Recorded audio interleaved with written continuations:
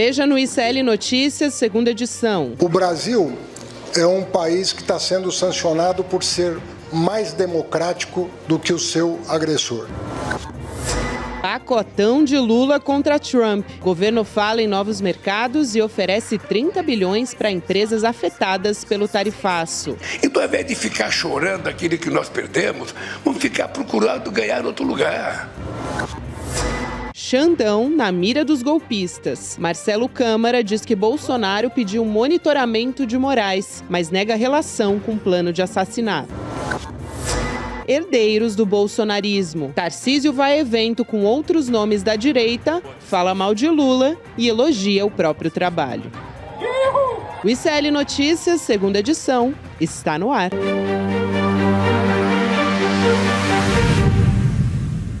Olá, boa tarde. Seja muito bem-vindo, seja muito bem-vinda. O ICL Notícias, segunda edição, está no ar, ao vivo, nos canais do Instituto Conhecimento Liberta, Eduardo Moreira, no canal da Voz Trabalhadora, no YouTube. Boa tarde para você também que nos ouve na Web Rádio São João, de Quixadá, no Ceará, e também na Rádio Cultural, diretamente da região da cidade de Torres, no Rio Grande do Sul. Nessa quarta-feira, dia 13 de agosto de 2025, essa semana parece que está se arrastando um pouquinho. Chico Sá, boa tarde. Eu acho que ela tá boa em termos de notícia, porque o roteirista do Brasil não dorme, não deixa ninguém morrer de tédio, mas falta aquela bomba, sabe, que para mexer geral.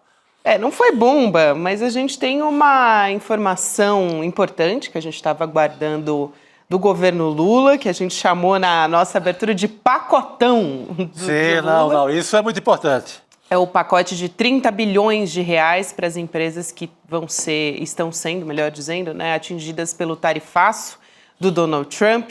Heloísa Vilela acompanhou tudo lá em Brasília, mas só para adiantar aqui, introduzir esse assunto com a Elo, esse pacote está prevendo linhas de crédito subsidiadas, incentivos fiscais, também compras governamentais, além do auxílio financeiro também para esses afetados, para os atingidos. O presidente Lula já disse que está negociando os produtos brasileiros com outros países, quer dizer, está procurando outros mercados. Elô, boa tarde para você. Boa tarde, Gabi, boa tarde, Chico. Pois é, o presidente Lula fez um discurso curto e contundente com vários recados. Recados na área comercial, recados na área política, para quem estava na sala e para quem não estava também. Então teve recado para Trump, teve recado para o Congresso. Foi uma manhã bastante interessante, digamos. O governo muito firme nesse projeto de dar um apoio às empresas que serão mais afetadas pelo tarifaço. Fez um estudo detalhado, não ficou apenas no estudo das áreas que serão afetadas, mas das empresas que serão afetadas e com atenção especial para as pequenas e médias empresas. Então, uma série de medidas para apoiar essas empresas, porque elas tenham como procurar outros mercados e também não precisem demitir, que é uma das principais preocupações do governo. Elô, vou aproveitar, deixa para chamar a primeira fala, um trecho do presidente Lula falando sobre esse auxílio financeiro, sobre esse pacote que ele está anunciando, e a gente volta a conversar. Vamos lá. Nós vamos continuar vendendo as coisas que o Brasil, se os Estados Unidos não quer comprar, nós vamos procurar outro país. Então, ao invés de ficar chorando aquilo que nós perdemos, vamos ficar procurando ganhar em outro lugar. O mundo é grande, o mundo está ávido para fazer negociação com o Brasil. Todo mundo sabe que nós somos do bem. Todo mundo sabe que a gente não quer brigar com ninguém, que a gente faz concessões, mas a gente não merecia isso. E o que é grave é que não foi só conosco, foi com muita gente dizia, mas a Índia é muito pró-americano. Eles taxaram a Índia em 50%. Muito boa essa fala, o final ali, do presidente Lula sobre a Índia, porque a Índia levou 50 também. Aliada também do Donald Trump. Pois é, e nessa frase, só nesse corte que vocês mostraram, tem mais de um recado, O presidente Lula foi muito, engraçado, porque ele disse, eu não tenho o menor problema de botar uma caixa de uva na cabeça, uma caixa de manga na cabeça, sair vendendo por aí, a gente vai vender para outros lugares. E o representante da Confederação Nacional da Indústria, que também discursou, ele disse que toda crise é também um desafio e uma oportunidade. Ou seja, existe um consenso de que o Brasil sairá dessa situação buscando, sim, outros mercados. E esse esforço já está em andamento, não é de hoje. O presidente Lula também mencionou que ele conversou com o presidente Xi Jinping da China e falou, olha, vocês precisam comprar mais frango. E disse para a audiência, eu sabia que era pé de frango, porque é o que eles gostam, é uma especiaria para eles, lá a gente pode vender mais. E assim foi, a aproximação com a Índia. Ele disse que vai à Índia, eu acredito que até o fim do ano, e disse, quero levar pelo menos 500 empresários comigo, porque a China é a Índia é o maior mercado do mundo hoje e a gente precisa aumentar nossas exportações e importações de lá também. Então, já existe um trabalho assim ativo do governo brasileiro para justamente aumentar as exportações. E deu o recado para o Trump, você não quer, tem quem queira. Foi bem simples assim, como vem dizendo o próprio Macron nas suas postagens, né, da embaixada da França, mostrando fotos do Macron com Lula, falando, tem gente que não tem uma boa relação, eu tenho, e por aí vai. Então é esse esforço de se aproximar comercialmente de outros países. É o jogo correto, né? Vai tentando novos mercados e resolve a emergência, que é meio o custo Bozo, o custo Eduardo Bolsonaro. O que é que custou a operação dessa família ao Brasil? 30 bilhões, que são esses 30 bilhões hoje anunciados pelo Lula. É o preço que a gente vai pagar por traidores da pátria, mas tem que resolver. Quem está lá sentado na cadeira do Palácio Planalto é para resolver, não é para ficar só contando história. Então Lula está resolvendo e ao mesmo tempo com o olho nos mercados, colocando a caixa de uva no ombro e tentando vender a outros países. O jogo comercial é esse que tem que ser feito. E a gente não sabe, o governo também não sabe até onde vai o prejuízo, porque isso é só uma primeira estimativa, e se as coisas ficarem como estão, porque nada impede, ninguém tem uma previsão exata do que pode acontecer mais adiante, como que o governo de Donald Trump vai levar adiante esse tipo de chantagem econômica que ele está fazendo. Então esse é um primeiro passo para enfrentar o que já está no tabuleiro, mas ninguém sabe o que vem depois disso. É verdade, Elo. E tem um outro trecho da fala do Lula que eu queria ressaltar aqui, Chico também, porque ele está falando do julgamento do 8 de janeiro, já que tem sido levantado por todos os aliados ali no entorno do Donald Trump também, Eduardo, Paulo Figueiredo, companhia, os bolsonaristas, sobre como eles querem anistia para o Jair Bolsonaro. Então, o presidente Lula disse que o julgamento do Bolsonaro e também dos demais golpistas que estão sendo julgados ali pelo 8 de janeiro está acontecendo de maneira democrática. A gente tem o trecho, o recorte dessa fala também. Vamos assistir. Nossos amigos americanos, toda vez que eles resolvem brigar com alguém, eles tentam criar uma imagem de demônio contra as pessoas que eles querem brigar. É assim com a América Latina, é assim com o mundo árabe, é assim com os russos, é assim com o país asiático. E o Brasil não tinha, efetivamente, nenhuma razão para ser taxado, e tampouco aceitaremos qualquer pecha de que no Brasil nós não respeitamos os direitos humanos. Na verdade, o que nós estamos fazendo é aquilo que é feito apenas em país democrático, julgando alguém com base em provas coletadas em testemunhas e com total direito de presunção de inocência. Isso é democracia elevada à sua quinta potência. Coisa que eu não tive quando eu fui julgado. E eu não reclamei. Ele também fala sobre como tem essa pecha que a extrema-direita está querendo colar, né, Lu? De que o Brasil não respeita os direitos humanos. Vai lá. Exatamente. Já é um recado, uma resposta ao trabalho não só que o Eduardo Bolsonaro está fazendo, mas como o trabalho do governo Trump está fazendo para tentar passar para o mundo uma ideia totalmente diferente do que de fato é o Brasil, com esse relatório absurdo que eles soltaram agora de violações de direitos humanos, que é um relatório que sai todo ano, mas que o Brasil foi tratado de uma maneira completamente absurda, enquanto outros países que a gente sabe onde existem violações seríssimas de direitos humanos, foram para lá de poupados. Então, Lula já deu uma resposta e sobre julgamento, respeito à democracia, separação dos poderes, ele também disse que os Estados Unidos têm muito o que aprender. Ele devia olhar o que está acontecendo aqui para ter um exemplo, porque lá quem deu o golpe, quem tentou dar o golpe, né, foram poucos os que foram julgados, e quando o Trump assumiu, ele foi e anistiou todo mundo, botou todo mundo na rua, apesar de não ter sido nem todo mundo que foi preso e julgado como deveria. O mais maluco, digamos assim, desse relatório, Elo, que eu dei o trabalho de ler hoje, é que tem um capítulo que é muito pesado contra o governo de São Paulo, contra o Tarcísio de Freitas. O relatório, no que diz respeito às chacinas da rota, é um trabalho, aliás, muito bem feito. Está lá, nome de coronel, o nome de policial da rota que fez aquela matança lá em Santos, na Baixada Santista. Eles pegaram essa parte, eles trabalharam bem.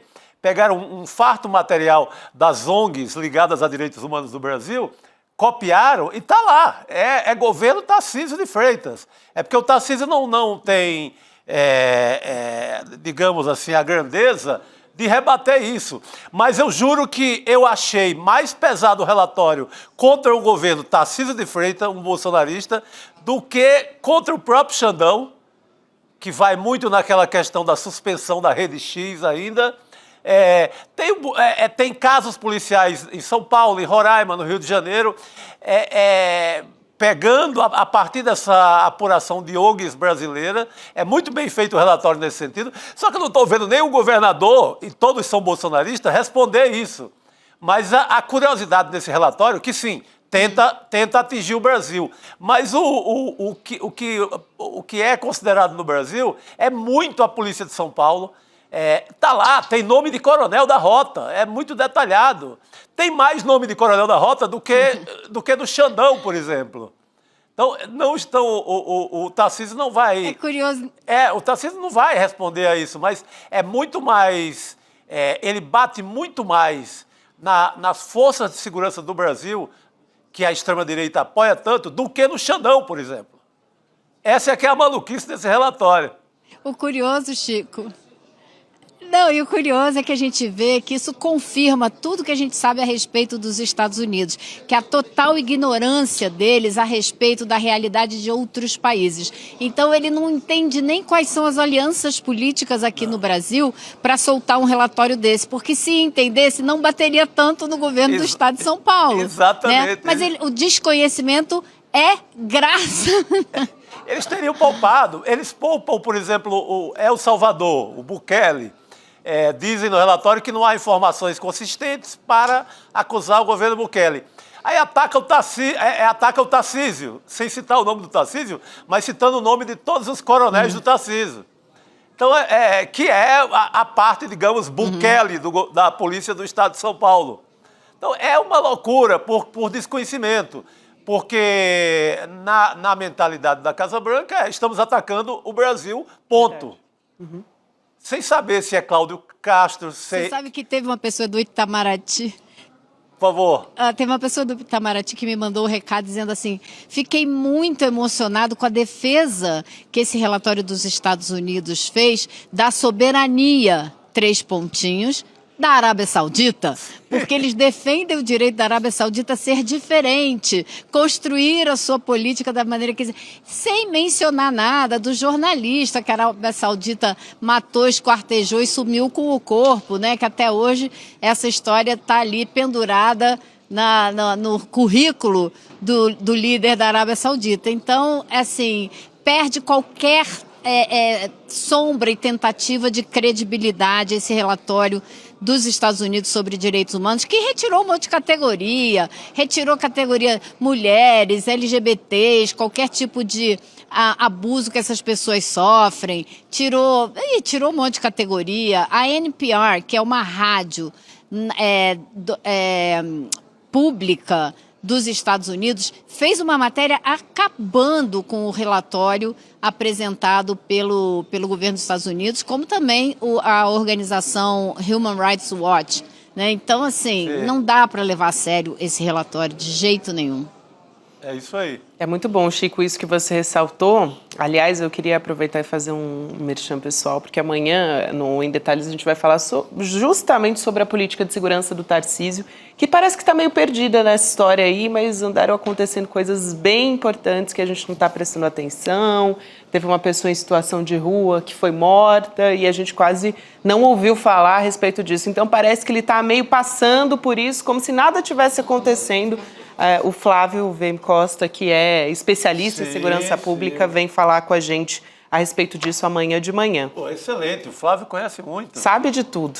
E eu aproveito que a gente está falando sobre essa movimentação aí nos Estados Unidos, porque continua a todo vapor essa movimentação por parte do clã Bolsonaro. Hoje teve uma matéria que saiu no portal UOL, da Letícia Casado, falando que o Eduardo e o Paulo Figueiredo, eles se reuniriam hoje, não sei se já se reuniram ou se isso ainda vai acontecer, mas fato é que está marcado para hoje eles se reunirem com integrantes do governo Donald Trump. Ao mesmo tempo que o presidente Lula está anunciando esse pacote de medidas, está a pleno vapor junto com o Itamaraty tentando resolver essa situação de forma diplomática, né, com negociação, que é justamente o que os bolsonaristas querem dizer que Lula não está fazendo. Tem toda essa história que eles estão querendo fazer colar de o Lula não liga para o Trump, nem nada disso. As coisas estão caminhando para que a parte econômica do Brasil tenha, vamos dizer assim, né, seja atingida de uma forma menos importante.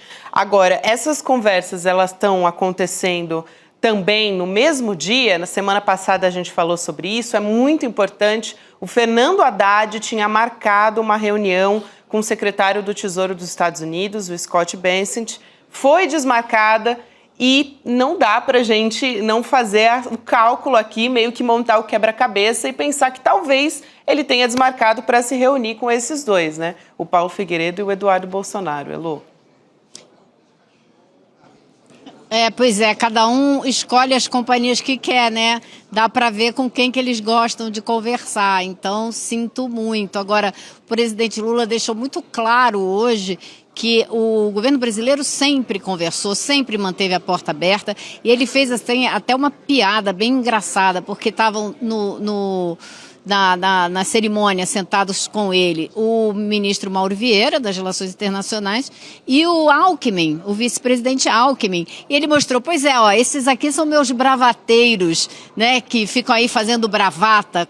E aí olhou para as pessoas e falou, imagina, né, se esses são os que estão fazendo bravata, é um pessoal que só quer saber de dialogar, que quer saber de conversar. Claro que não tem medo de briga, se precisar enfrentar, enfrenta. Então, assim, essa história já caiu por terra. É um absurdo dizer que o governo brasileiro é que não liga, que não telefona, que não quer conversar. Agora, a gente tem, como a gente está vendo hoje, dois golpistas indo à Casa Branca hoje, tentando levar adiante essa estratégia, né, de cercar o governo brasileiro e tentar, com isso, fazer com que haja algum tipo de recuo no Supremo Tribunal Federal, que não me parece que vai ser o caso. Não me parece que isso vai mudar o voto dos ministros e a condenação que está na bica do próprio ex-presidente Jair Messias Bolsonaro, de jeito nenhum. Não tem mudado. Hoje é o último dia para a entrega das alegações finais do Bolsonaro. Vai ter que acontecer, não foi mudado nada. Teve a cariação, segue o roteiro das apurações. Uhum. E tem um dado que eu achei também muito curioso, Elô, é que vamos chegar ao dia do julgamento do Bolsonaro com quase ninguém mais preso daquela turma toda golpista do 8 de janeiro. Ele diz tanto que não está pedindo anistia para ele, que é para essas pessoas. Agora, depois de mil e poucos condenados, só temos 141 pessoas presas. Muitos podem sair até o dia do julgamento do Bolsonaro. Então, até essa tese de que está pedindo anistia para os outros, que é para a dona Maria de sei das quantas, lá de Tubarão, Santa Catarina, e não para ele, Até essa tese está indo para o espaço e o Supremo cumprindo o seu roteiro democrático de julgar uma pessoa que está repleto de crimes, né? Cometeu crimes de toda ordem. O que você procurar no Código Penal, você encontra em relação à família Bolsonaro.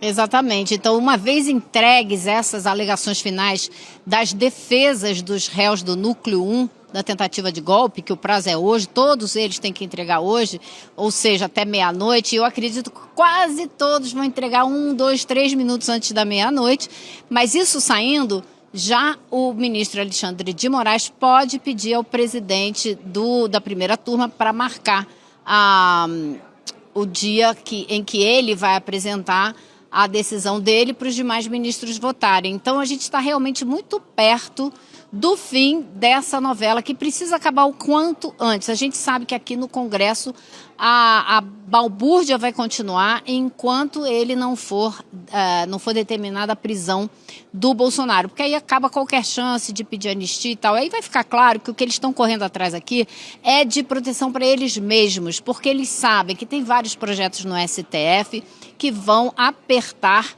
os que passaram emendas sem declarar para onde estavam indo, sem nenhum tipo de rastreabilidade, sem transparência. Então, eles sabem que eles serão apertados pelo Supremo Tribunal Federal e, por isso, ficam querendo se defender. Mas o pessoal mais radical do PL continua fazendo obstrução dos trabalhos aqui, tanto do plenário quanto das comissões. E aí é que entra um problema sério, né? Eles precisam, essa casa aqui precisa de algum tipo de punição para quem fez o que fez, nem que seja só uma meia dúzia. Eu falei agorinha há pouco com o deputado, que é o corregedor que vai fazer o relatório a respeito dos 14 nomes que o Hugo Motta mandou para ele. E ele deixou muito claro na conversa que ele tem até 45 dias para apresentar um relatório, mas ele disse, não vai demorar tanto tempo assim, porque eu pedi um prazo, né? Ele disse, não vai demorar tanto tempo assim não posso te dizer, mas olha, até 45 dias vai terminar muito antes. Então, a bola vai voltar aqui para a Câmara, que vai ter que tomar uma decisão. E hoje, lá no Palácio do Planalto, o presidente Lula, ele falou dos deputados e senadores mais de uma vez. Ele começou o discurso dele e terminou o discurso dele sobre essa medida de apoio, né, a quem vai ser afetado pelo tarifaço, dizendo a bola está com vocês, né? Vocês é que podem resolver, que é uma maneira de pressionar, mas também de dar crédito, convidando o Congresso a voltar a trabalhar junto com o governo pelas medidas que interessam à sociedade. E eu pedi até para separar uma imagem que eu achei muito curiosa, porque o presidente Lula... Aquela cochichada, né? Então vamos mostrar, porque eu vou contar para vocês assim.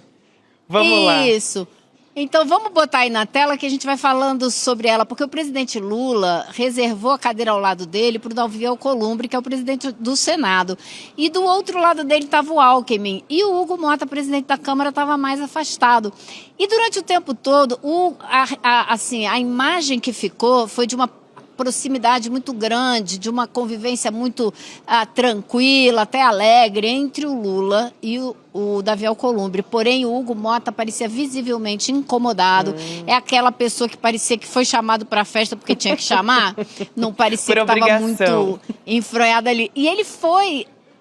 Quando terminou a cerimônia, todo mundo se levantou, ele saiu e saiu rapidamente, nem esperou o presidente Lula sair, que é uma coisa que todo mundo fica ali meio que esperando. Então, houve ali, me pareceu, um convite ao Hugo Motta que volte ao seu senso comum, perceba onde ele está, o risco que o mandato dele está correndo, porque se ele não colocar algum tipo de ordem na casa, ele vai terminar o mandato sem ter nada para contar de positivo. A hora é agora. E eu ouvi de deputados aqui de centro-direita dizendo...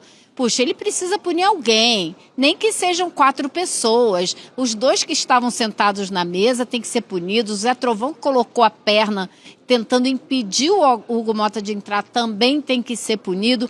Ou seja, existe uma ideia aqui na Câmara de que alguém vai ter que ser punido nessa história, não vai poder ficar assim, para mandar um recado para os demais. Vamos ver se assim que a corregedora entregar o relatório, que pode ser mais rápido do que a gente estava esperando, o Hugo Motta tome uma atitude.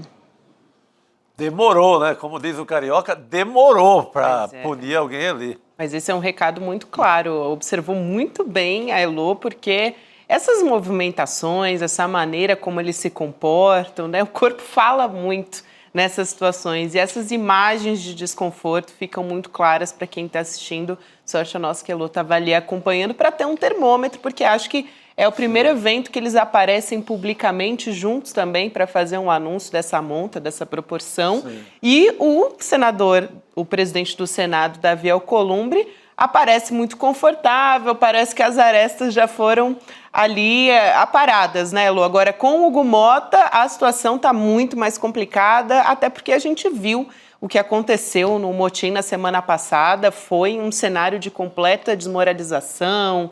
Enfim, acho que vai algum tempo ainda para o Hugo Motta conseguir recuperar essa imagem e se também houver sanção, punição contra esses deputados que ocuparam a cadeira da presidência, né, Chico Sá? Sim, é um presidente de Câmara sem estatura, né, sem prestígio. Então, uma cerimônia dessa, como bem observou a Elô, revela, né, o corpo fala. Então, ali você vê pelo... trança uma perna para um lado, bota a perna para o outro, fica desconfiado. Enquanto isso, o Lula ali no maior cochicho com o Alcolumbre. Por quê? Porque o Alcolumbre, bem ou mal, foi firme na hora daquele papo, vota ou não vota anistia. O Alcolumbre vai lá e fala, pode ter assinatura de 81, não vota impeachment contra o Alexandre de Moraes, nem vota anistia. Então, o Alcolumbre tem se demonstrado ser mais firme, uma autoridade mínima. Não estou nem querendo que seja o Ulisses Guimarães do dia para a noite, que esse povo aí que está hoje não tem a estatura de um Mário Covas, um Ulisses Guimarães, esses políticos de grande estatura ali até a Constituinte, né? Até a Constituição, a Constituição de 88. Mas que, gente, pelo menos mostre alguma moral, algum poder. O cara comanda a Câmara dos Deputados, é importantíssima, assim, é a voz do povo, é tão importante quanto quase a presidência da República, né, Elô? Exato. Então, e eu vou te falar o seguinte, se o Hugo Motta não isolar esses extremistas, porque, olha, Chico, é coisa de 20 caras. Se ele isolar uns 20 caras aqui dentro, ele vai poder ter uma presidência mais tranquila e poder mostrar serviço, porque, no fim das contas, ele mesmo é que está em jogo, né? A moral dele, o currículo dele, o futuro político dele que está em jogo. Se ele passar 1 ano e meio, 2, sem fazer nada, sem conseguir votar nada, sem avançar nenhum projeto, é ele que vai ficar mal, né? Então, ele tem a oportunidade de fazer isso. Vamos ver se ele tem a coragem de fazer isso, né? Esse que é o problema. Esse é o nó. Isso, boa, Elô. Só para a gente fechar, também quero trazer a fala aqui do Fernando Haddad, que estava ali no evento, falando, também se posicionando a respeito dessa taxação e das sanções dos Estados Unidos contra o Brasil, falando de perseguições do governo Donald Trump. Então, a gente tem o trecho dessa fala, vale a pena a gente ouvir. Vamos lá. Nós estamos numa situação muito inusitada, presidente, porque o Brasil é um país que está sendo sancionado por ser mais democrático do que o seu agressor. É uma situação inédita e muito incomum no mundo, um país que não persegue adversários, não persegue imprensa, não persegue escritórios de advocacia, não persegue universidades, não persegue imigrantes legais ou ilegais, está sujeito a uma retaliação injustificável do ponto de vista político e econômico, como é o caso do Brasil. Num tom mais ameno que o do presidente Lula, mas deu recado, né, Elô? Deu recado. Falou tudo que o Trump está fazendo. O Trump chantageou e perseguiu os escritórios de advocacia dos Estados Unidos até eles se submeterem aos caprichos do Donald Trump. Ele foi para cima das universidades. Hoje saiu uma matéria dizendo que ele vai modificar as exposições dos museus para para poder dar um formato às histórias da maneira que ele quer, ou seja, vai recontar a história do que está nos museus. Olha onde, assim, até onde ele vai. E sem falar, claro, o absurdo que ele está fazendo com imigrantes, pessoas até que nem imigrantes são ou que já estão no país com direito de estar como residentes e estão sendo mandadas embora também. Então, assim, ele listou rapidamente os maiores absurdos que o Donald Trump está fazendo. E é esse país que está sancionando o Brasil, acusando o Brasil de ter um ministro que é um ditador, um ministro do Suprema Corte que é um ditador.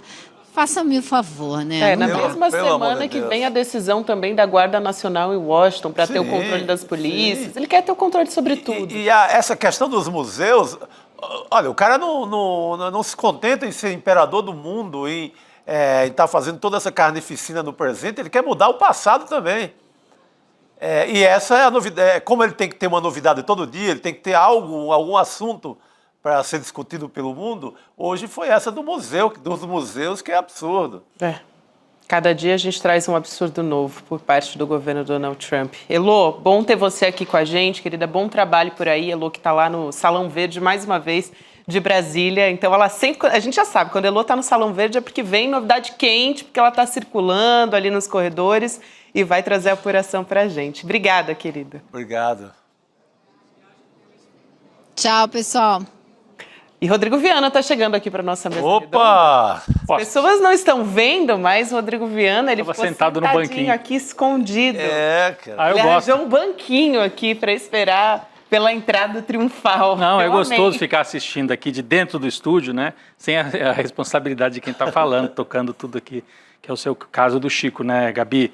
Mas como é bom ter repórter lá em Brasília, né, Chico? Porque esse olhar da Elô, né? Exatamente. Esse olhar, porque a gente aqui, com bons editores e com a nossa turma aqui de edição, ia olhar lá o evento, trazer a fala do Lula, isso com certeza ia ter. Mas esse detalhe do cochicho, da maneira como o Mota saiu do evento, saiu rápido, estava incomodado, tudo isso é a política, né?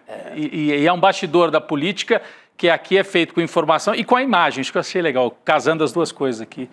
Ficou muito boa a cobertura hoje. Excelente. A gente falava sobre o julgamento do Jair Bolsonaro e do golpe do 8 de janeiro. A gente tem uma novidade que foi dia de acareação hoje, né, Chico? Como a gente falava ali rapidamente com a Elô. Olhos nos olhos, quero ver o que você diz. Muito bom. Quando a luz dos olhos meus, a luz dos olhos teus resolvem se encontrar. Bom, aí vocês já foram para duas músicas diferentes, né? Golpista para golpista. A gente está inspirado, Tom Jobim e Chico Buarque, não é? Exatamente. Teve a luz dos olhos do Mauro Cid encontrando a do coronel Marcelo Câmara. Muito romântico, hein? Pois é, Juliana Dalpiva apurou essa história, que a defesa do Marcelo Câmara admitiu que foi o ex-presidente Jair Bolsonaro, assunto seríssimo, quem pediu o monitoramento do ministro Alexandre de Moraes. Só que ele negou, claro, que esse monitoramento tivesse o objetivo final, que fizesse parte do plano para matar o ministro do STF. Então, ela chega aqui para contar os detalhes dessa história para a gente. Ju, boa noite, bem-vinda. Boa noite, queridos Rodrigo, Gabi, Chico, boa noite para nossa comunidade. Teve olhos nos olhos, gente, mas não foi tão romântico não foi, assim. Né? Eu fiquei com a impressão de que, na verdade, esses olhos nos olhos fizeram com que os outros não fossem assim tão bem vistos ao serem revistos, entendeu? Para quem conhece a música, né, dos olhos nos olhos, estavam refeitos e não estavam tão bem assim na fita. Eu acho que quem pediu a acareação tinha uma intenção, que era tentar mostrar problemas, e aí do ponto de vista jurídico é uma questão, do ponto de vista político acho que eles arrumaram outros problemas, mas eu aqui fui brincar com a música, não sei se eu já posso ir... Não, vamos lá. Pode, que nós temos aqui todos os detalhes, os prints das documentações, aquela conversinha de WhatsApp que foi revelada também nesse documento que você traz.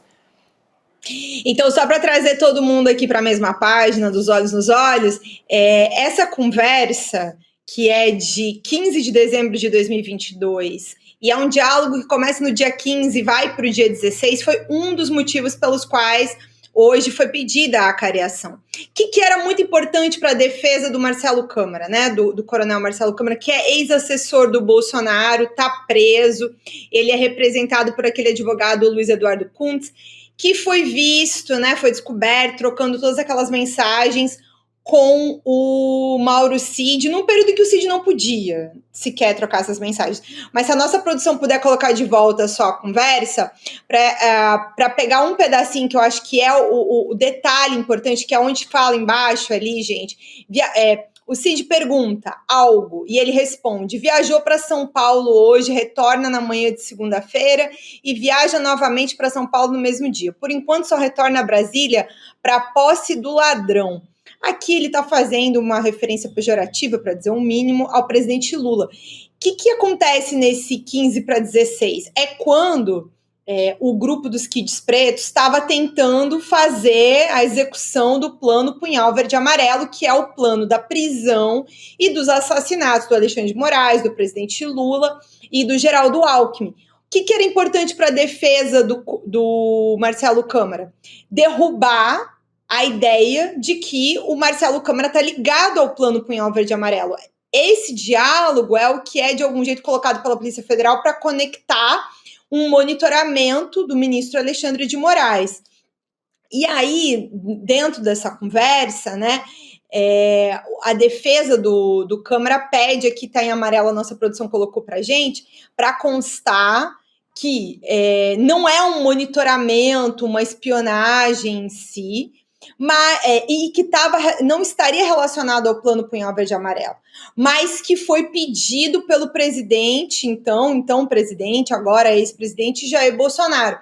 A desculpa deles, né, para esse diálogo é de que o Câmara estaria monitorando a pedido do Bolsonaro os passos do Alexandre de Moraes para saber se o Alexandre de Moraes estaria se encontrando com o então vice-presidente Hamilton Mourão, agora senador. De todo jeito está espionando, né? No fim das contas, tudo é espionagem. Deus, claro. Vamos supor que essa versão que eles colocam seja verdadeira, ele ainda assim está fazendo algum tipo de monitoramento. E tem um outro trecho que eu separei aqui da ata da reunião, porque a gente não tem vídeo, tá? Da cariação, a gente só tem a ata, foi a única coisa que foi produzida, nas outras também.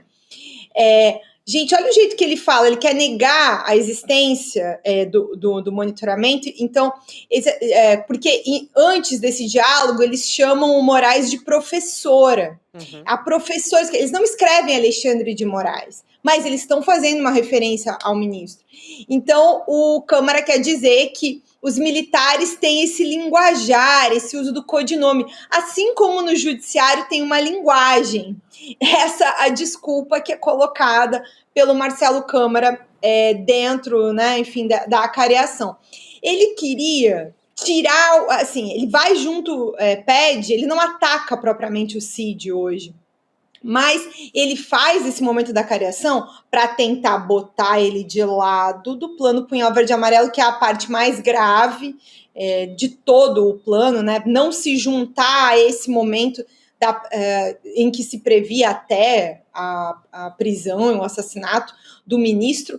Só que ao mesmo tempo em que vai tentar salvar a pele do Câmara, eu não pude deixar de notar aqui, tenho, né, enfim, obrigação de dividir com vocês, que é colocar mais uma pecinha das digitais de Jair Bolsonaro dentro dessa história inteira. Para lembrar aqui para nossa audiência, o Brigadeiro Batista Júnior, o General Freire Gomes, ambos relataram que nas reuniões da discussão da minuta e daquela situação de tentar manter o Bolsonaro no poder, eles discutiram com o Bolsonaro em pessoa maneiras de prender o Alexandre de Moraes.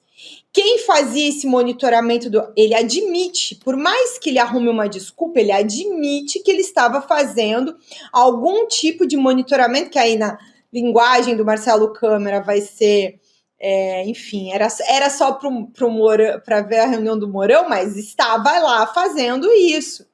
Então, eu achei, olhando para essa situação, quando brinquei aqui com os olhos nos olhos, né, que alguns não ficaram melhor, refeitos, entendeu? No fim das contas, eles estão levando mais uma digital do Bolsonaro, embora o Cid já tivesse dito isso. Mas agora tem o Câmara também corroborando,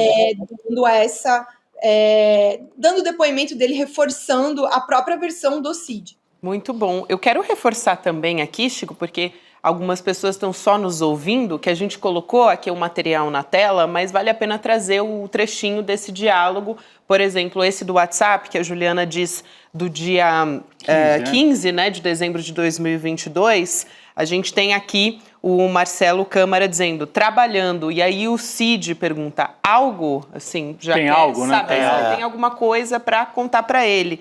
Depois, o Câmara responde no dia seguinte, no dia 16, dizendo, viajou para São Paulo hoje, ele está dando as coordenadas, olha só, retorna na manhã de segunda-feira e viaja novamente para São Paulo no mesmo dia. Por enquanto, só retorna a Brasília para a posse do ladrão, ele está falando do presidente Lula. Só retorna para Brasília para a posse do ladrão, qualquer mudança que saiba, lhe informo. Ele estava se referindo ao Alexandre de Moraes, as idas e vindas do Alexandre de Moraes. Passo a passo. Exatamente. Passo a passo. Se ele quer dizer que não era para matar, mas ele confirma que o Bolsonaro estava de olho no Xandão o tempo inteiro. É isso que A ordem foi do Bolsonaro, Chico. A ordem foi do isso. Bolsonaro, exatamente. A ordem foi do Bolsonaro. Exatamente. E o Implica mais documento, a ainda. ata diz exatamente isso, né? Aqui diz, pelo excelentíssimo senhor ministro relator, foi dito que a defesa do réu Marcelo Câmara solicitou que fosse esclarecido que em relação ao segundo momento, monitoramento no final de dezembro, não há nenhuma relação com a citada Operação Punhal Verde e Amarelo, e esse monitoramento foi solicitado diretamente pelo ex-presidente Jair Messias Bolsonaro. Na sequência, a gente tem a fala do réu dizendo, excelência, querendo se justificar, codinome que a gente fala, ele não tinha nenhum objetivo escuso não, falando de professora, né? Porque assim como há linguajar do judiciário, que, por exemplo, eu tenho extrema dificuldade de entender, mas eu não sou desse meio. Os militares têm faz parte do linguajar. Desculpa, se chamar o sargento de professora, tá em cana na hora. Então não é que eles têm esse linguajar dentro do quartel. Aí é outra coisa. Existe, claro, o vocabulário típico dos militares, não resta dúvida, como em várias profissões. Como mas... aspira, às vezes eles falavam. Exato, mas não é o caso, não é esse caso. Então é mais uma vez os bolsonaristas ou essa direita torcendo, né? Aí é sim uma maneira de evitar citar expressamente Alexandre de Moraes. Não tem nada a ver com jargão militar, chamado de professora. Não. Alguém chama o coronel de professora, algum outro de professor, não existe isso. Então tá achando que alguém é trouxa aqui, né? Como diz o Alexandre de Moraes, a justiça pode ser cega, mas não é tola, né? Ele não vai cair nesse papo, né? Exatamente. Até porque isso não está isolado, né, Rodrigo? Isso. Assim, o Câmara era um dos homens de confiança. A cozinha do Bolsonaro era composta ali por alguns militares. Um era o Cid, o outro era o Câmara. O Cordeiro também é um outro. E o Câmara era muito conhecido no período da presidência da República por ser alguém que era meio que a inteligência paralela do Bolsonaro. Falava-se sobre isso. E uma certa conexão até dele com a turma da BIM, do Ramagem, para fazer a tal da inteligência paralela do Bolsonaro, que o Bolsonaro algumas vezes falou sobre em reuniões, né? Ele disse, a minha inteligência funciona. Ele estava falando do Marcelo Câmara. E aí aparece esse diálogo do monitoramento, de uma ordem que o próprio Câmara recebe do Bolsonaro. Eu só vi mais peças serem encaixadas. Tem um outro momento dessa audiência, da cariação, em que eles discutem a minuta, a tal da minuta que o Felipe Martins teria apresentado versões em reuniões. E aí esse foi um momento ali que o Cid deu uma recuada de dizer que ele sabe que o Câmara estava a par das intenções do Bolsonaro em torno de ficar no poder e discutir decretos sobre isso, mas que a minuta especificamente do Felipe Martins não seria uma minuta que o Câmara teria conhecimento. Me pareceu que essa cariação foi para tentar reduzir danos do envolvimento do Câmara, sem calcular que isso iria afetar o Bolsonaro de uma maneira maior até do que ele já está implicado nesse momento, para lembrar que o Câmara está preso, em função da própria situação do advogado dele, do Luiz Eduardo Kuntz, que foi visto trocando mensagens ali com o Mauro Cid no período em que a colaboração premiada estava sob sigilo e o Cid sequer podia ficar dando informações sobre a colaboração dele para ninguém, muito menos para advogado de um dos outros investigados no caso. Muito bom. E hoje é um dia decisivo, né? Gente, eu vi que vocês estavam falando aqui um pouco antes sobre a entrega das alegações finais.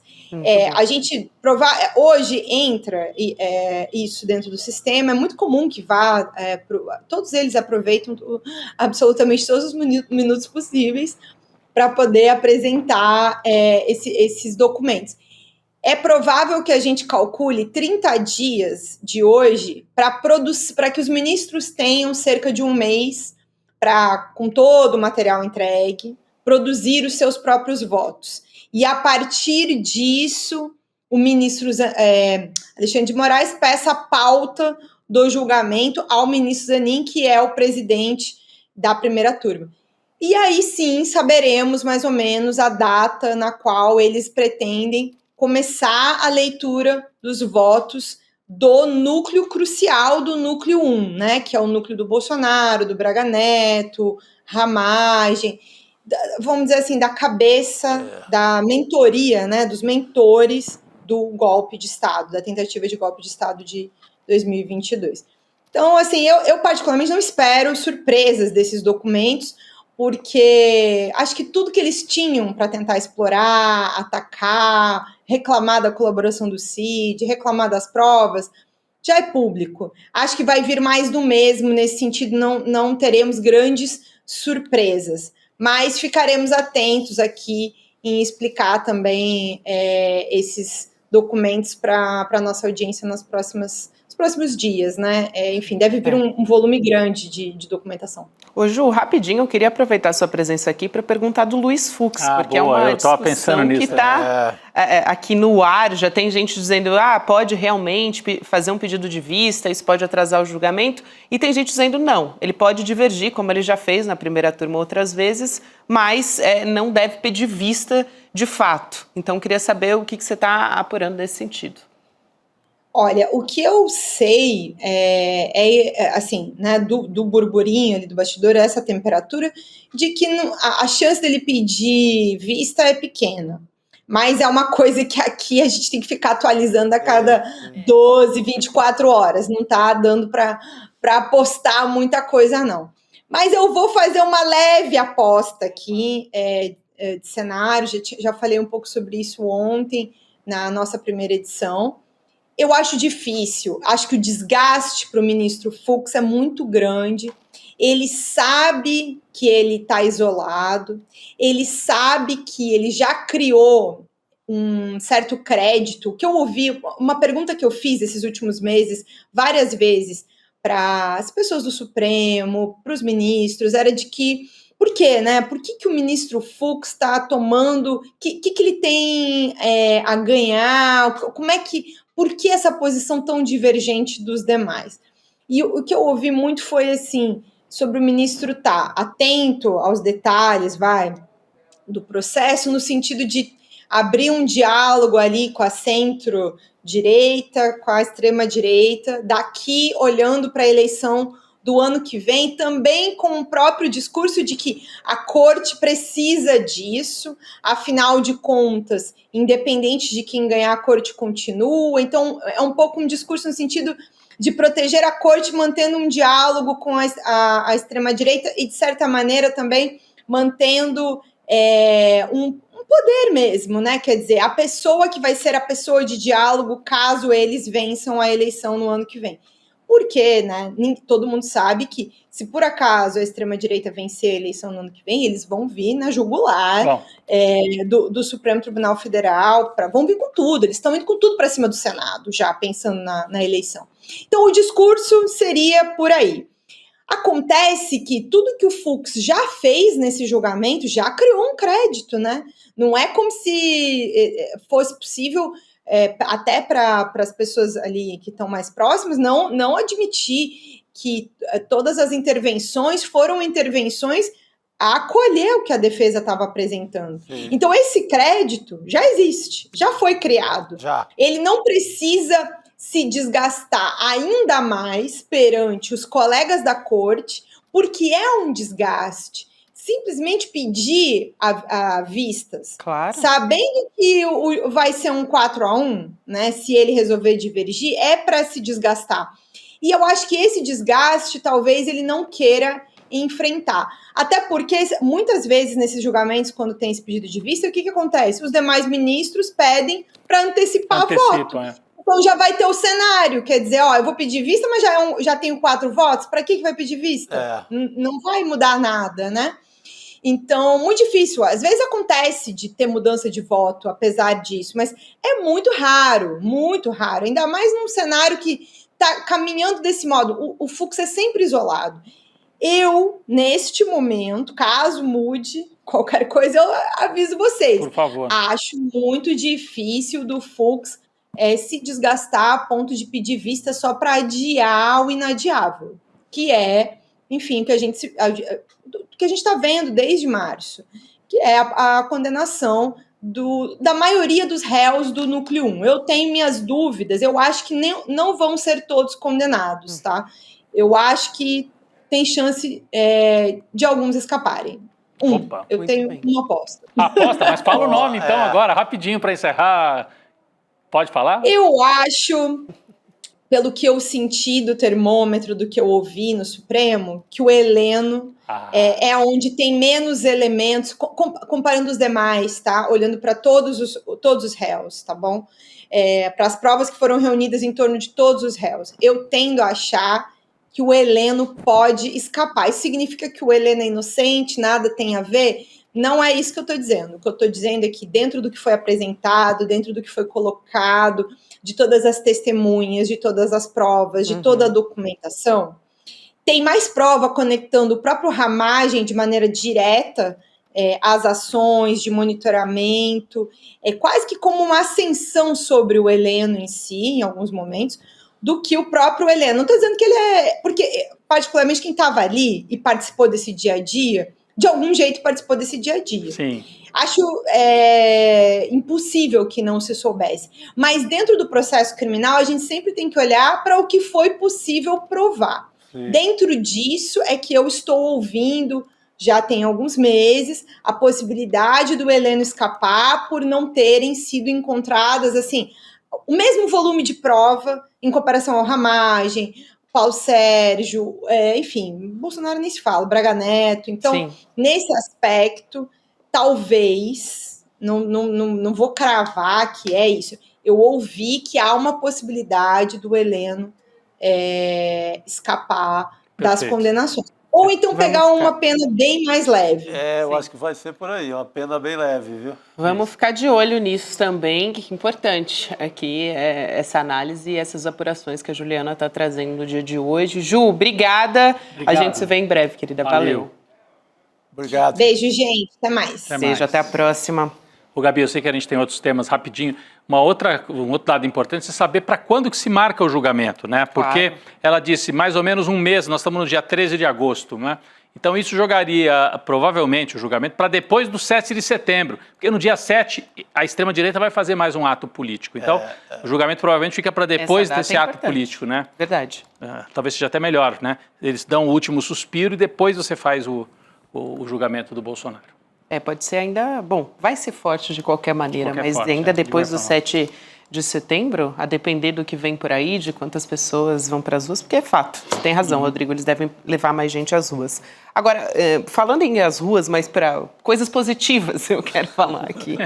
Antes, a gente vai ter o Despertar agora em 2025, em setembro também, 19 e 20 de setembro, no Espaço Vibra. Pode ser na semana do julgamento.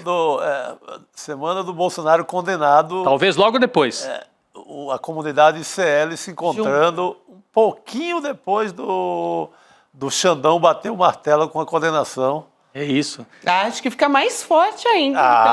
Esse é um encontro caloroso. Meu Deus do céu. Muito bom. A gente tem as imagens de como foi o Despertar no ano passado, Mas amanhã, hoje é quarta-feira, amanhã, quinta-feira, a gente vai abrir a venda de ingressos para esse encontro que a gente vai fazer em São Paulo, exclusivamente pelo WhatsApp. Então, vale a pena entrar em icl.com.br/despertar para acessar as condições, os descontos exclusivos que teremos. Vamos dar uma olhada em como foi o Despertar no ano passado? Vamos lá. Vamos lá. O único jeito da gente verdadeiramente libertar seria oferecendo para o Brasil inteiro a possibilidade de estudar com as mentes mais brilhantes e críticas do mundo. Porque o jornalismo é um espaço privilegiado na luta pela justiça. Porque a justiça é filha da verdade e a busca da verdade é a principal função da nossa profissão. Ser um indivíduo que sonha, mas não perder a conexão com a comunidade a que você pertence, esse é o segredo, na minha opinião, do sucesso do país.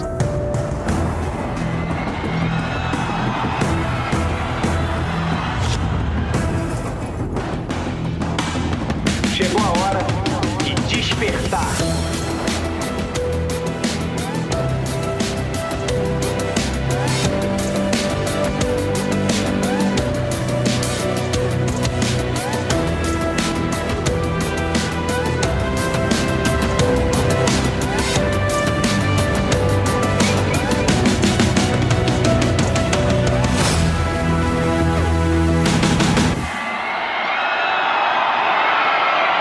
Só o conhecimento liberta. Olha quanta gente. E esse ano eu tô sentindo que vai ter mais, hein? Provavelmente. A gente teve uma amostra aí no ICL Eterno. Então agora, Despertar 2025 no icl.com.br/despertar. Você se inscreve e garante o ingresso nesse evento que acontece dias 19 e 20 de setembro, pelas nossas contas ali, ó. Junto com o julgamento do Colado Bolsonaro. no julgamento. Tem chance. Tem chance. Então, acho que vale mais ainda a pena esse encontro com a nossa comunidade em setembro. Isso aí. Fica a dica, hein, para todo mundo. E vamos seguir, a gente falava agora há pouco do julgamento, de assuntos aqui de Brasília. Todos os dias a gente está trazendo no ICL informações de como está a calamidade, o estado de horror completo em Gaza. Agora, as novas informações que chegam são as seguintes: Israel já enviou tanques, tropas e mísseis em direção a Gaza. Isso já matou 123 pessoas em 24 horas. Isso só nas últimas horas, né? Portanto, esses ataques começaram antes do exército de Israel formalizar aquele plano operacional, né, que é realmente dizimar a população palestina. E essa aprovação do plano vem depois de o Hamas anunciar de que iria para o Cairo negociar uma nova trégua, uma possibilidade de cessar fogo. É o que a gente tanto espera há tanto tempo. E, claro, Israel continua justificando da mesma maneira, diz que quer libertar os reféns e diz que quer, entre aspas, derrotar o Hamas. O Hamas, na concepção de Israel, é assim, o grupo mais poderoso realmente do mundo, né? Porque só nessa semana, jornalista que fazia parte do Hamas, segundo Israel, mataram 5 jornalistas da rede Al Jazeera. Isso sem contar crianças, bebês, enfim. Já faz muito tempo que a gente não pode nem cogitar essa possibilidade. A gente vai chamar a professora Arlene Clemecha para conversar com a gente a respeito desse assunto. Professora, é sempre um prazer te receber aqui no ICL. Seja muito bem-vinda. Muito obrigada pelo convite, Gabriela, a todos. Professora Arlene Clemecha, que é historiadora e tem um conhecimento absurdo, acompanha essa história há muito tempo, né?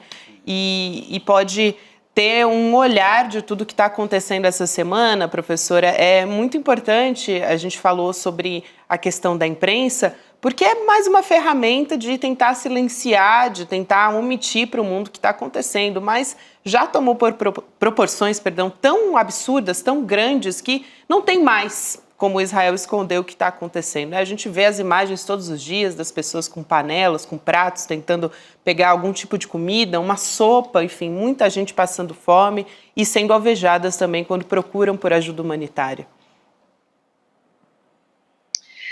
Pois a situação já passou do desesperador e o que mais, digamos assim, torna difícil para quem está assistindo de fora é a percepção de que a opinião pública, ela acordou, assim, em grosso modo. Claro que tem pessoas que ainda podem acreditar em alguma versão do tipo Israel precisa se defender e por isso executa essa operação militar desproporcional, podem colocar dessa forma, mas grosso modo existem estudos que mostram sim que a opinião pública mundial mudou, ela acordou para o fato de que há um genocídio sendo executado. Esse genocídio tem o objetivo de transformar a configuração étnica da faixa de Gaza, ou seja, livrar a faixa de Gaza do máximo possível de palestinos. É uma limpeza étnica que está acontecendo mediante bombardeios, mediante a fome utilizada como arma de guerra. De onde vem a incompreensão? É como que essa opinião pública mundial não consegue mover os estados, as estruturas de poder para que elas parem o genocídio.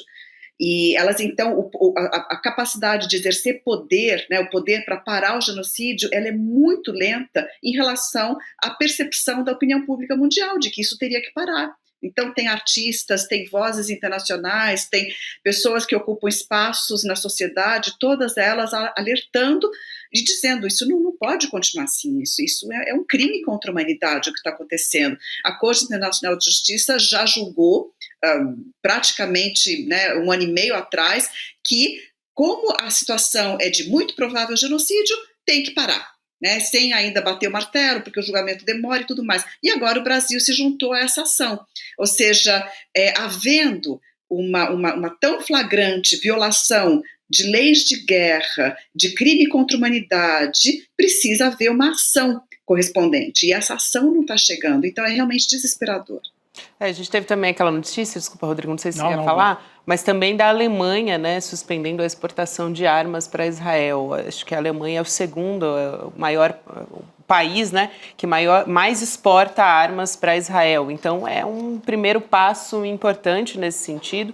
Demorou para isso acontecer, a verdade é essa. Mas 30% das armas que Israel tem, uma informação da Andrea Dipp aqui, que trouxe para a gente no ICL, provindo, né, essas armas da Alemanha. Agora, você ia falar, Chico? Não, era do meu espanto de que agente poderá parar essa guerra? O Trump? Não vai parar. Porque a ONU não vai parar, a Alemanha ter parado o fornecimento de armas, embora de uma maneira tardia, mas é uma decisão importante, também não vai parar, não parou. O que tem dito a França em alguns discursos do Macron também não tem efeito. Seria o quê, professora? O Donald Trump, numa loucura, talvez imaginando um prêmio Nobel da Paz, numa loucura da cabeça que é bem típico do Trump, o que seria capaz, assim, da gente imaginar? Então, justamente, essa é a situação, né? Então, agora, recentemente, a Alemanha suspendeu, ou seja, ela vai atrasar. Não é que ela está cortando, ela vai atrasar o envio. A indústria militar alemã, ela é muito forte dentro do país, né? Então, é um poder político muito grande que ela tem, intimamente ligado a interesses dos próprios parlamentares. França anunciou que vai reconhecer o Estado da Palestina. A Austrália anunciou que vai reconhecer o Estado da Palestina. Reino Unido anunciou que provavelmente fará o mesmo, o que é simbólico, nessa altura, reconhecer o Estado da Palestina. Mas tem algumas outras ações que são, sim, mais enfáticas. A mais importante de todas foram as decisões tomadas na Colômbia, na reunião de vários países, né, que formam um grupo encabeçado aí por Colômbia e alguns outros, ações e decisões de justamente atuar contra o envio de armas. Mas a gente não está falando nem da União Europeia e nem dos Estados Unidos. São esses os dois atores que precisam entrar nesse jogo. Então, o Trump, por onde que ele poderia se mover? Eventualmente, por um descontentamento da sua base do MAGA, que vai perceber, que está percebendo, aliás, já tem várias pessoas contra isso, que Trump elevou em muito o repasse de dinheiro e de armas para Israel, ou seja, está se tornando muito oneroso, né? De 4 trilhões para 14. Então, há um custo muito grande que não é sustentável para os Estados Unidos e que, né, tem importantes segmentos dentro da base do Trump que são contrários a isso. Isso poderia mudar alguma coisa? poderia, digamos assim, diminuir o apoio, mas não vai cortar o apoio, isso aqui é triste. A União Europeia, a mesma coisa. Onde que hoje a União Europeia mostra sinais de descontentamento maior? Primeiro, a utilização da fome como arma de guerra, isso tem causado até mais reação do que os bombardeios estavam causando, sabe? As pessoas realmente percebem e ficam muito angustiadas com isso, e isso move em alguma medida. Sempre é muito tênue o que está acontecendo, muito pouco. Mas a União Europeia também está percebendo agora que com esse plano anunciado de retomada absoluta de Gaza, ou seja, exército entrando, tanques entrando, tropas entrando, bombardeios retomando, para uma retomada física, e o anúncio de que a população da cidade de Gaza vai ser conduzida para uma chamada cidade humanitária, o que é, né, na verdade, significa um campo de concentração no sul da faixa de Gaza. Esse plano mostra, né, o anúncio disso por parte do governo israelense, mostra que a solução dos dois estados, que sempre foi a queridinha, né, da União Europeia, dos Estados Unidos, aquela fachada de estabilidade e de equilíbrio e de poder dizer estamos fazendo alguma coisa, quando na verdade a comunidade científica tem muitas críticas a essa solução de dois estados, porque ela sempre foi uma fachada para não fazer nada, mas enfim, o que Israel está fazendo está realmente mostrando e deixando a nu que ela vai se retirar até mesmo da possibilidade de continuar sustentando por parte desses atores internacionais, União Europeia e Estados Unidos, essa retórica do apoio aos dois estados. Então isso também está causando descontentamento dentro da União Europeia. A questão toda é, sim, essas coisas vão se somando, a gente espera que isso possa trazer uma mudança, uma ação mais forte, mas essa ação não está chegando. Então, realmente, a perspectiva, né, e muitos estão realmente tendo que lidar com a situação seguinte: nós estamos frente à possibilidade de extermínio na faixa de Gaza, porque essas ações todas juntas são muito pouco, dado o apoio dos Estados Unidos, o envio de armas da União Europeia. Sim. Justamente. Não, eu ia só falar rapidamente, a professora falou agora há pouco que tem a impressão de que na comunidade internacional há uma mudança de percepção e há uma maioria se formando no entendimento de que há um genocídio, mas isso não faz Israel mudar a sua ação, pelo contrário, o que me chama a atenção, a gente cobre esse massacre desde o início, né, inclusive com um repórter em campo, o ICL, mandou a Heloísa Vilela para lá, não para Gaza, evidentemente, mas para a Cisjordânia. Então a gente acompanhou muito de perto. No início, Israel tentava negar os ataques mais truculentos. Vocês se lembram? Primeira vez que atacou um hospital, veio toda uma teoria, até o representante, o Al-Shifa, né? Um representante israelense aqui no Brasil, que atua junto a alguns órgãos de comunicação como um lobista do Estado fora da lei de Israel, ele vinha para o ar e falava, não, veja bem, não foi o Israel que atacou, pode ter sido um míssil jogado pelos próprios... Gente, era um malabarismo tremendo. Hoje, essa semana, mataram jornalistas, Israel falou, atacamos mesmo. Então, eles não fazem nem questão de esconder mais. Um ano e meio atrás, escondiam, diziam, não, foi por engano, ou foi um míssil jogado por outro que atingiu o hospital. Agora eles dizem, atingimos sim, atacamos e matamos jornalista. Então, é uma truculência, eles foram normalizando a truculência a ponto de agora poderem assumir, inclusive, a saída em massa, a proposta de retirar em massa milhares de palestinos, mandarem para... Já surgiu proposta de mandar para Jordânia, de mandar para o Egito, de mandar para o Sudão do Sul. Aliás, o Sudão do Sul disse que não tem negociação com Israel para receber os refugiados palestinos. O governo até usou as redes sociais, soltou uma nota, a gente pode colocar muito rapidamente aqui na tela também, do governo do Sudão do Sul, dizendo declaração refutando planos de reassentamento de cidadãos palestinos no Sudão do Sul, porque o Netanyahu já estava querendo dizer, né? Ele falou publicamente isso, queria fazer uma migração voluntária. Mas que é isso? Voluntária, bombardeando, é voluntário? Nossa, bom, é isso. Assim, só a leitura de que os israelenses deixaram de esconder os crimes, agora assumem os crimes, batem no peito e dizem, matamos sim. Os israelenses, eu digo, o governo de Israel, né? Sim, também é de se notar que existe, já que você falou governo, existe sim um movimento crescente dentro de Israel, na sociedade, de alguns setores, não são majoritários, infelizmente, são minoritários, mas que estão saindo às ruas contra o genocídio. Ou seja, até alguns meses atrás, havia setores também não muito, né, mas que saíam contra a pouca, digamos assim, disposição do governo e do exército de realmente buscar os reféns e negociar pela soltura dos reféns, ou seja, o abandono dos reféns, né, pelo governo.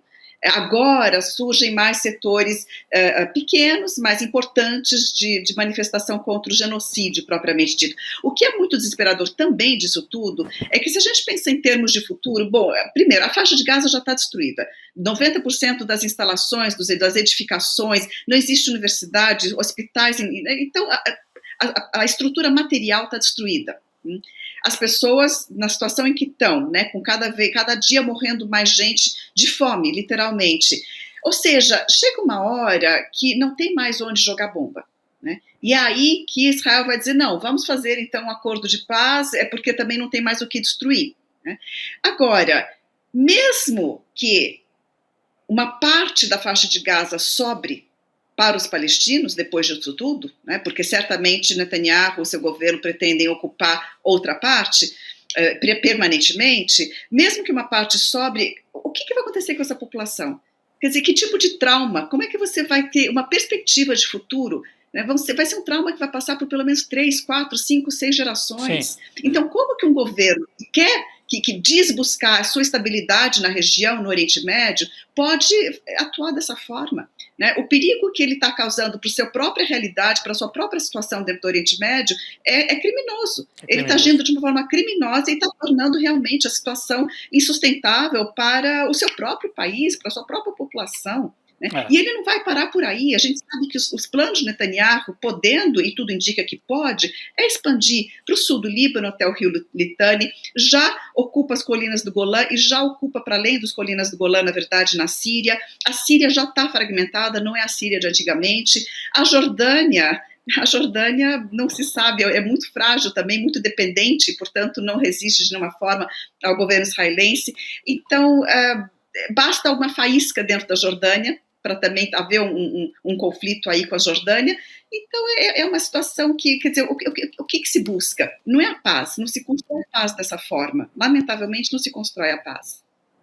Professora, quero muito agradecer a sua presença aqui, é sempre um prazer te receber e muito importante. Obrigada e até uma próxima.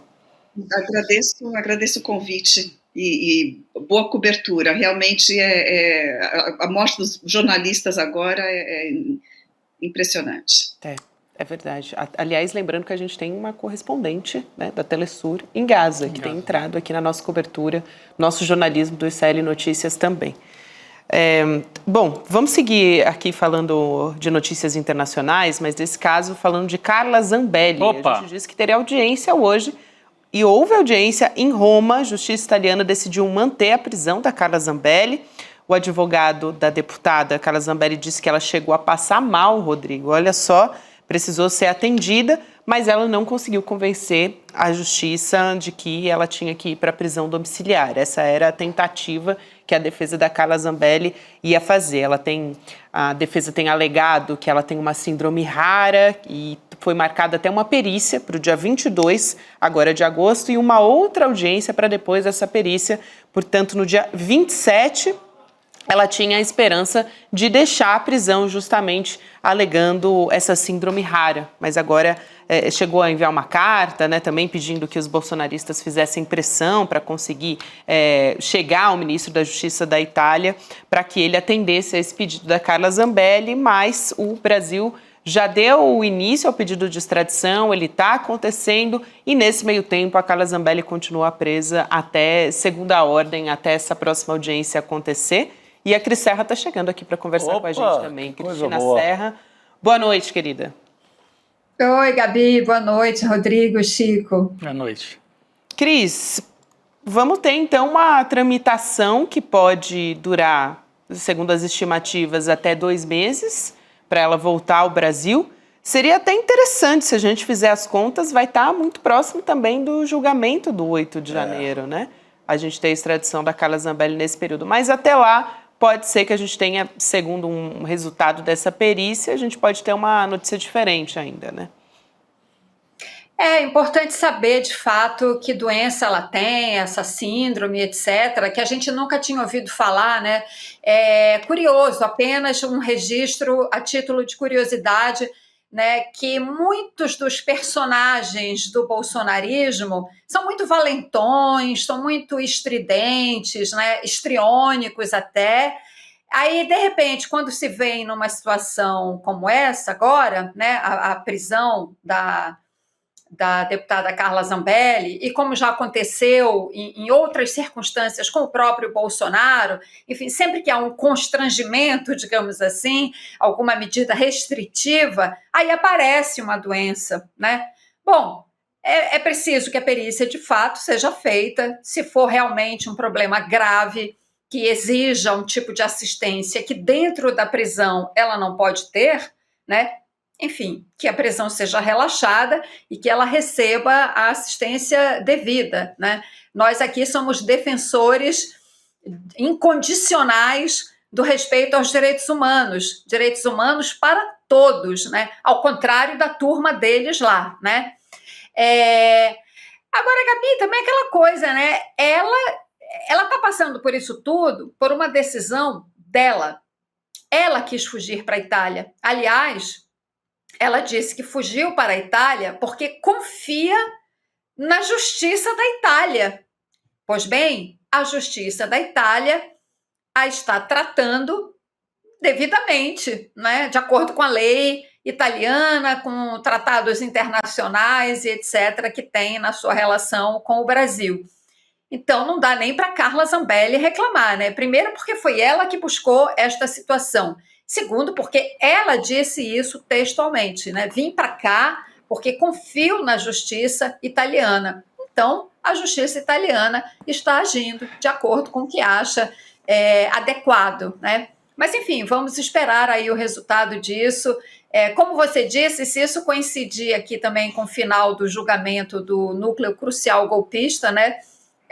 E se isso resultar na extradição dela, a análise que for feita da situação dela lá, teremos bons motivos para comemorar. Cris, eu queria pedir uma licença para a gente trazer uma declaração aqui do Tarcísio de Freitas, governador de São Paulo. A gente falou sobre ele, né, Chico, rapidinho, enquanto a gente conversava com a Elo Vilela, porque ele participou de um fórum de governadores do BTG Pactual e chamou muito atenção as críticas abertamente ali que ele fez durante esse evento, quase que num tom de campanha. A gente sabe, até a nossa manchete principal aqui, para quem nos assiste pelo YouTube, tem sempre uma imagem, né, que a gente chama de thumb aqui, que é a briga pela herança. E aí tem várias figuras, o Tarcísio está em destaque, a herança do bolsonarismo. E o Tarcísio, ele quer realmente receber essa herança. Ele também, só para não deixar de dizer, que nesse evento ele defendeu as emendas parlamentares também, tá? Agora vamos ler o trecho dessa fala a respeito do PT e tudo mais, né? Querendo receber essa herança. Ele diz o seguinte, abre aspas, o Brasil não aguenta mais o PT, o Brasil não aguenta mais o Lula. O mundo está de portas abertas para o Brasil e nós aqui, andando numa ciranda e discutindo picuinha. A gente já fez grandes coisas, é só trocar o piloto que o carro é bom pra caramba. Então ele está querendo dizer que ele é a alternativa, né, para trocar o piloto, no caso de ele disputar a eleição. Mas não vai ser fácil, né? Se ele disputar a eleição com o presidente Lula, não vai ser fácil como ele está achando, não. Para mim, uma retórica, eu até lembrei do Aécio Neves, em 2014, que ele fez... Parecido. Ele dizia assim nos palanques, é preciso libertar o Brasil do PT. Então é o famoso, lembra aquele meme também, né? E o PT, hein? Quer dizer, e o Lula? E o Lula, hein? E o Lula? Você tem o Bolsonaro às portas da prisão, o amigo do Tarcísio, e você tem o Eduardo Bolsonaro nos Estados Unidos atacando o Brasil de fora para dentro, e o problema é o Lula, que é o piloto do carro, o problema não é essa turma dele, que já pilotou o carro e deu tragédia. Ele está dizendo o Brasil, o mundo está de portas abertas. Ele contou para o Ernesto Araújo, que era o ministro do Bolsonaro. Vocês lembram do Ernesto Araújo? Sim, o Beato Salu. O Beato Salu, o rapaz que achava que era o chefe do Itamaraty. Rapaz, é isso que eles querem de volta? Virou um páreo internacional na gestão do... Não dá nem para chamar de gestão. Mas era. Então, quer dizer, agora, o que chama atenção, para além assim, quase assim, cômico, né? Tentar trazer de volta esse tempo, Cris, o momento em que ele faz isso, né? Parece uma sinalização, e foi para a turma de mercado financeiro que ele fez isso, não é? Rodrigo, é importante isso, né? Não é só o conteúdo, mas o local, sim, a forma. né, a linguagem usada, o momento, a circunstância. Então, para mim, não resta a menor dúvida que é uma fala de candidatíssimo, né, falando para o mercado financeiro, que é essa gente que dá sustentação à extrema-direita no poder, quando ela chega ao poder, né, foi quem sustentou o Bolsonaro durante os 4 anos, né, com todos os crimes que o Bolsonaro cometeu, com relação à pandemia, por exemplo, com todos os pedidos de impeachment que havia, que foram entregues, e o Arthur Lira sentado naqueles pedidos de impeachment, por quê? Porque o governo tinha a sustentação do mercado financeiro. É essa gente que vai sustentar o Tarcísio, a campanha do Tarcísio, ele não será eleito,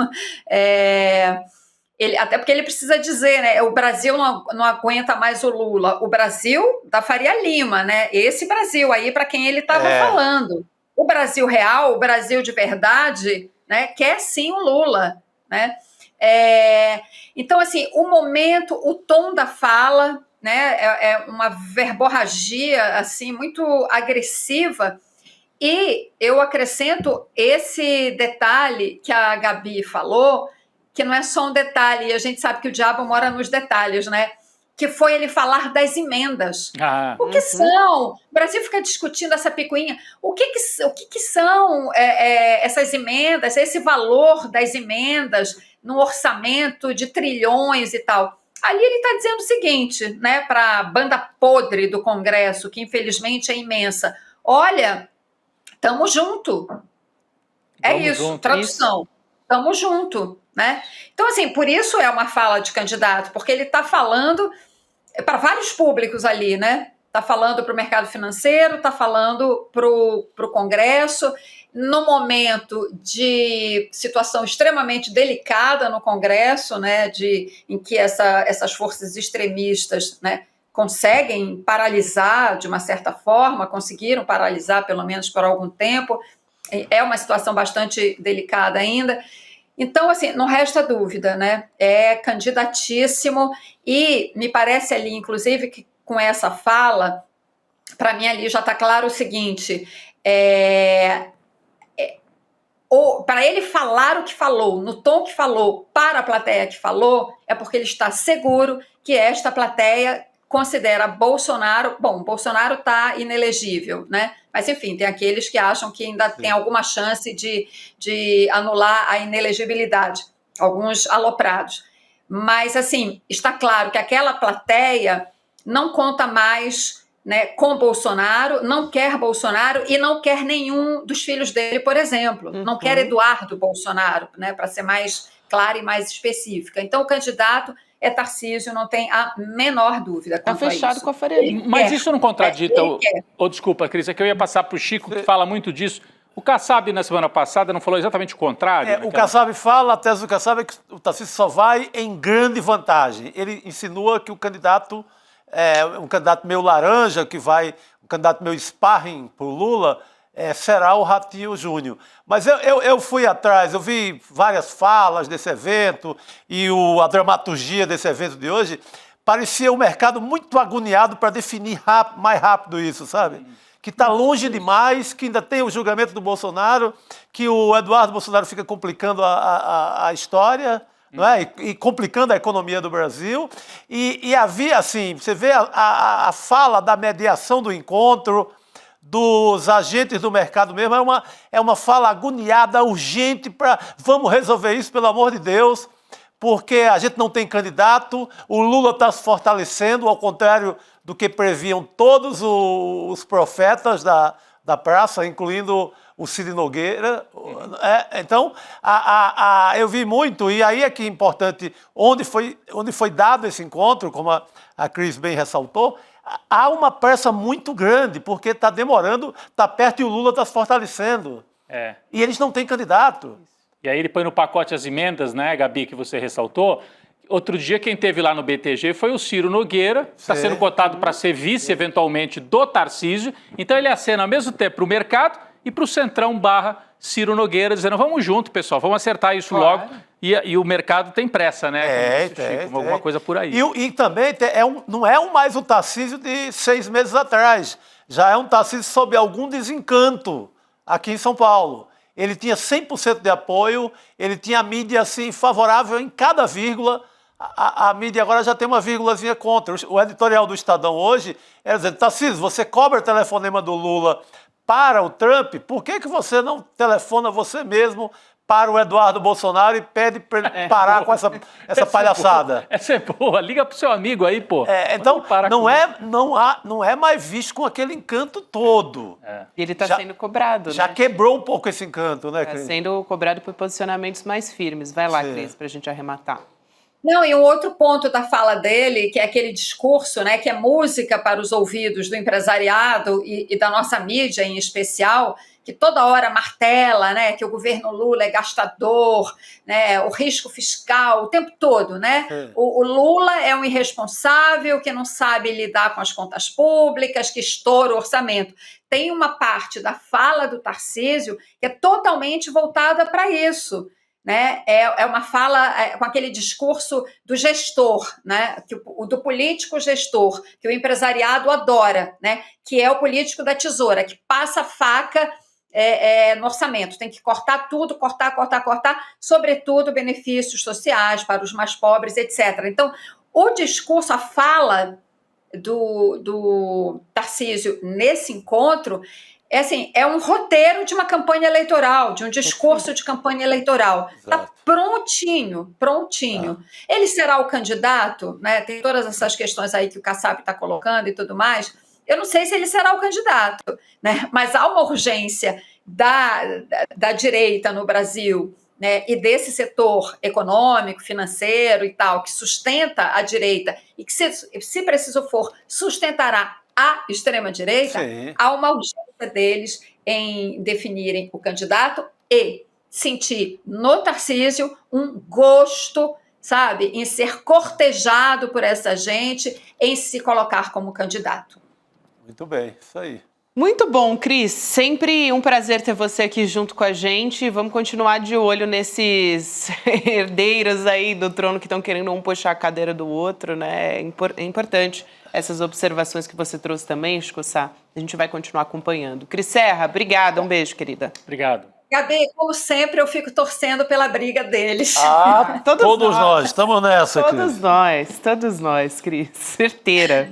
Boa noite, mas querida. Gabi, me chama muita atenção, eu sei que a gente não tem tempo, mas que é muito divergente o que disse o Kassab. O Kassab disse, não, no quadro atual o Lula é favorito e o Tarcísio não sai candidato. Passam 5 dias e o Tarcísio vai para o mercado financeiro e diz, não, tem que tirar o Lula. Então, assim, você vê como está em aberto. Está em aberto. E o Kassab, o negócio dele era ficar, porque tá bom para ele no governo. Hoje mesmo saiu na Folha de São Paulo uma matéria de um sobrinho com um contrato superfaturado lá no Ministério das Minas e Energia, sobrinho do Kassab. Então, para ele era melhor continuar como está. É isso mesmo. O Kassab sempre com os pés em 2, 3, 4, se fosse possível, 5 canoas diferentes. E não se afoga, por enquanto. Por enquanto, não.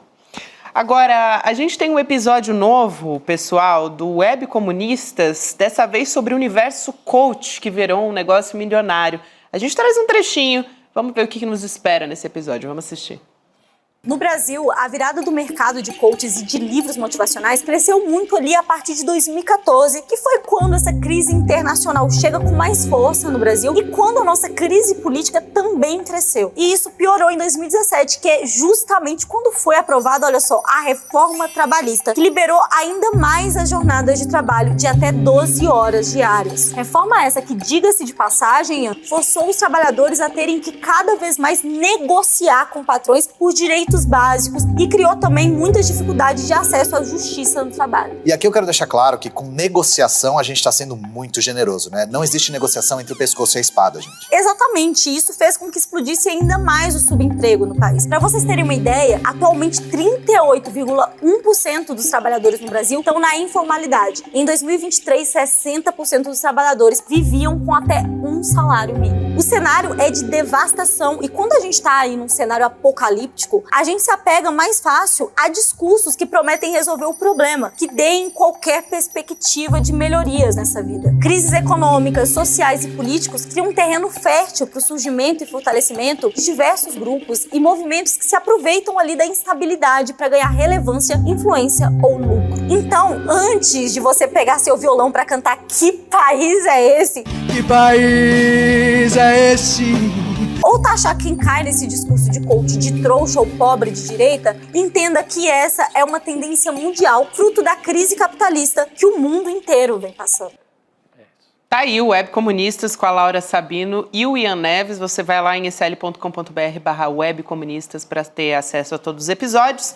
Na sequência, teremos Provocação Histórica com o Lindenberg Pareto, entrevistando a Maria Auxiliadora César, Cuba, José Martí e Nossa América. Nuestra América. A partir de agora, Nuestra América. José Martí, que é o autor do nosso nome, Instituto Conhecimento Liberta. Ele dizia que só o conhecimento liberta. É daí que é tirado o nome ICL. É isso aí. Maravilha, então vamos acompanhar a partir de agora o episódio do Provocação Histórica, que está cada dia melhor. As entrevistas estão excelentes. Parabéns ao professor Lindenberg pela condução do programa. Vamos nessa, Rodrigo Viana, Chico Sá. A gente volta amanhã, estaremos de volta. Boa noite para todo mundo.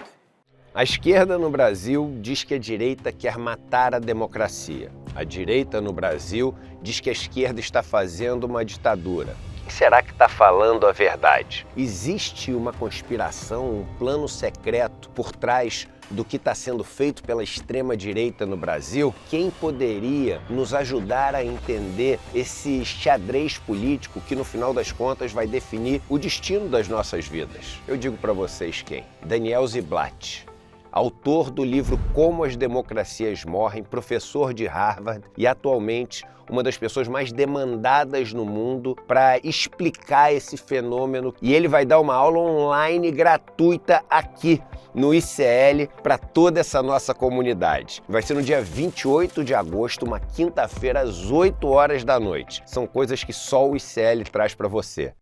Você tem um canal, rádio ou TV?